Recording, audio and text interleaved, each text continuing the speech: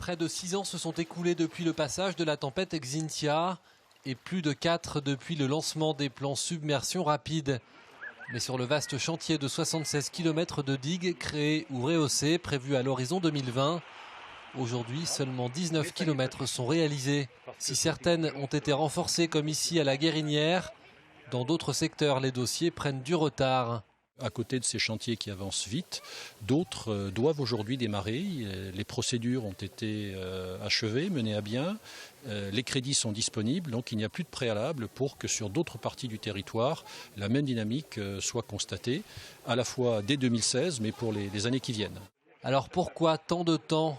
Les contraintes administratives sont une raison, mais la culture du risque semblerait encore trop peu présente dans les esprits. Il n'y a pas de risque zéro.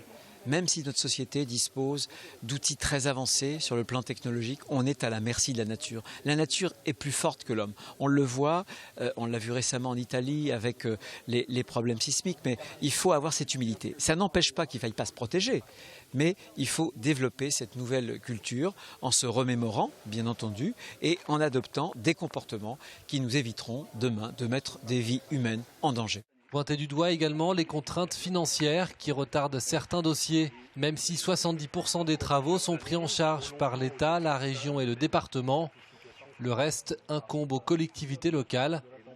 En tout, près de 78 millions d'euros sont prévus pour l'ensemble de ce plan.